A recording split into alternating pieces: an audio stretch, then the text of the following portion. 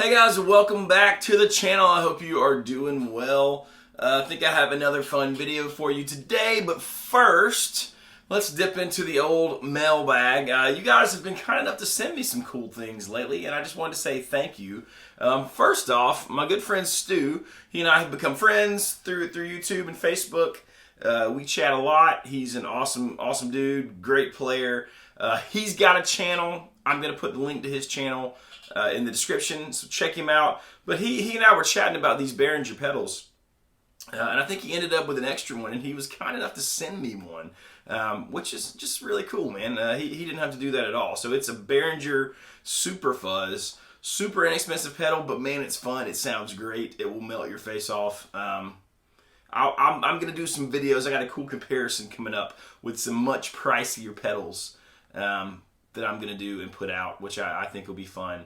And just chat about how sometimes the right tool for the job, not necessarily always the high-end thing. Sometimes something like this little Behringer Super Fuzz is just what the doctor ordered for certain things. So anyways, thank you, Stu, so much. Like I said, guys, check out his channel. Another guy who watches, I guess, this channel and Casino sent me the kindest note, just saying how the channels have helped him get through just being locked down, and helped sort of rekindle his passion for guitar and help him sort of learn some things. Meant a ton to me. But he also, hopefully you can see it on my back wall, there is that sort of black vinyl thing with the shape of the guitar and words. It's the lyrics to Simple Man, and I love Southern rock. I love Skinner. I love that song. So that was really cool. He made that. Fantastic. His name's Jack Stowe. I really appreciate it, man. I'm glad you enjoy what we're doing, and thank you so much. Yeah, awesome stuff. So thank you guys for sending in things. I really appreciate it. I appreciate your comments. Yeah, you guys are awesome. So thank you. Moving right along, if you watch Casino, you saw the other day we put out a video where I actually am playing rhythm with JD Simo. Now, if you don't know who JD Simo is, he is a badass guitar player. No other way to say it. Dude's phenomenal. He's done session stuff in Nashville, played with the Don Kelly band. He is a stupidly good blues rock player. He just sort of does everything well. He plays slide fantastically.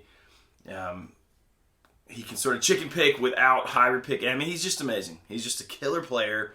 I've had the opportunity to see him live a handful of times when I was in Nashville. Always blown away. Always great tone. We sort of got hooked up with him through the shop, through Echo Park Guitars. And I don't know if you guys know about Echo Park Guitars. Gabriel at Echo Park makes some pretty fantastic stuff. There's been some Echo Park controversy in the past, but he seems to be a really cool dude. We've enjoyed chatting with him, and he sent us a guitar that he built for JD Simo to check out before it went to JD. So we had the idea, what if we took it and I played a sort of rhythm thing and then sent the guitar on to JD, who is the guitar's owner, and then let him jam over the rhythm track. So we'd essentially be doing a jam on the same guitar. And it was kind of fun. I basically used the bones of one of my tunes to play the track. I mean, the track is just sort of a bluesy thing, E, A, and B for the most part. But I used a little riff that's in one of my tunes. If you haven't seen my song Sleep, there is a live version of it from The Rooster's Wife that's pretty okay. So check that out if you want. But the rhythm track, the main little riff, it's like an E7 sharp 9, the little Hendrix thing. And I'm just using the pentatonic shape at the 5th fret. And then playing the A right there. And I'm kind of doing a sort of little chromatic-y blues thing. Just using the blues scale. There's my pentatonic shape right there. It would be 5, 7, 5, 7, 5, 7, 4, 7, 5, 8, 5, 7. And if you made it a little blues shape up there, it's 5, 6, 7, 5, 7, 5, 7. So that's super fun. So the lick is, all I'm doing on my right hand is from the A string, hammered on to a 7, and then playing 5 on the D string, and then I'm playing 7 twice on that D string. The second time I'm pulling them back off to 5. And when I pull off to 5, I'm going to land on that E on the A string 7th fret, so it's the A. And then just like I said, it's chromatic. It's the blues scale right there. 5, 6, 7 on the low E. 5, 7.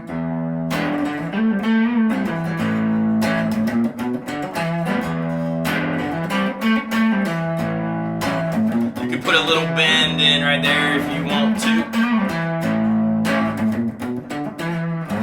Eventually, I think I do go to the 5 chord just to make it more jammy, but that was it. So I'm gonna jam over it too, and let you hear what I would do. What JD did was fantastic. His phrasing on the slide, it was just nasty. It was amazing. So super cool. Obviously, he's got on the cool sunglasses and the hood. I thought about emulating him, but I don't think I'm cool enough for that. So I'm gonna skip that. I'm gonna spare you that. But I am gonna jam over it. Now, when I'm jamming over this, I'm thinking I can use E pentatonic. You know, so that 12th fret pattern that we all probably know. But because some of it has sort of a bit of a, you know, I'm playing E7, but in my song, I'm playing E minor 7 a lot. And I think I did that here. I honestly cannot remember. Either way, E natural minor is going to work. If you don't know E natural minor, I've got a whole video on it about pentatonic versus diatonic scales.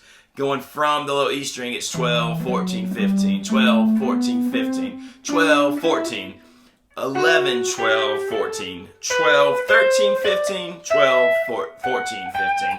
Now you can use all those notes in this particular thing. That won't always work over a blues thing. It will work over a minor blues thing, an E minor. It won't work if it's just straight up E7 and A7 and B7. A lot of those notes won't sound good all the time.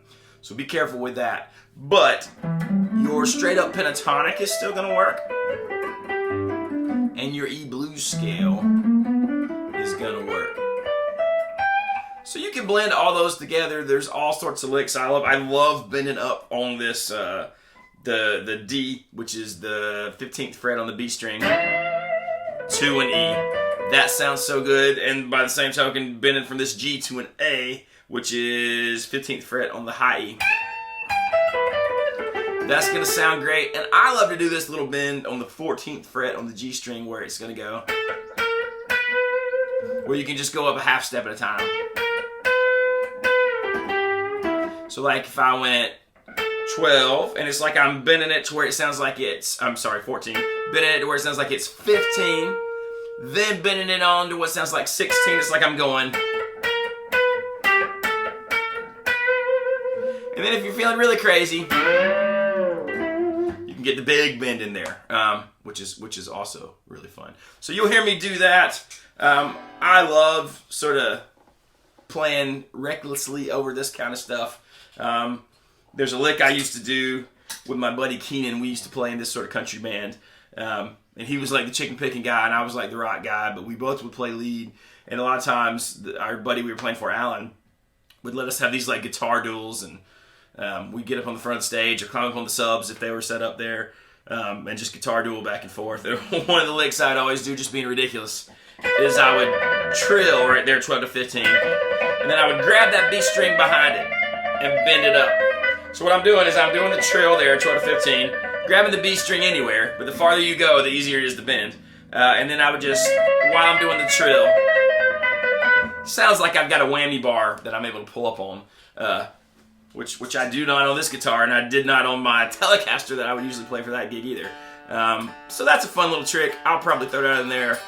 That's a cool lick. You've probably seen it. If you've seen it and you're sick to death of that kind of stuff, you're probably rolling your eyes at me right now. Otherwise, it's really fun. You just have to use it sparingly. You can't. Don't be crazy with that one. But anyways, there's the kind of things I'm thinking through when I jam over this track. So here you go with the JD Simo Jam. Sans JD Simo, just me. So here we go. Let's see what happens.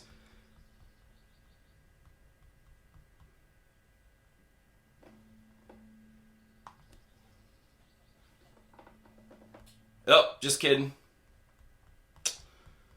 I'm recording over the wrong track. This is why they don't let me do technical things at the shop. Here we go. Let's try it again. All right. There we go.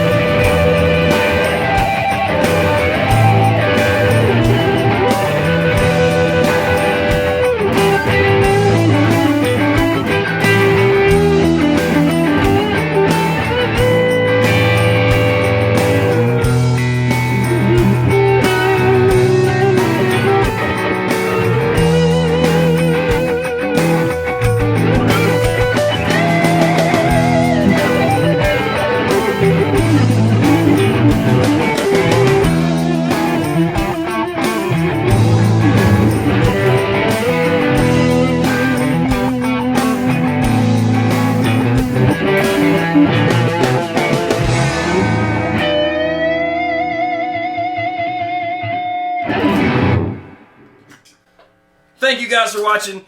Hit like and subscribe if you haven't already. Click that bell so you don't miss videos in the future. More lesson stuff coming, more story stuff coming, all sorts of things. I appreciate you watching. I appreciate you subscribing.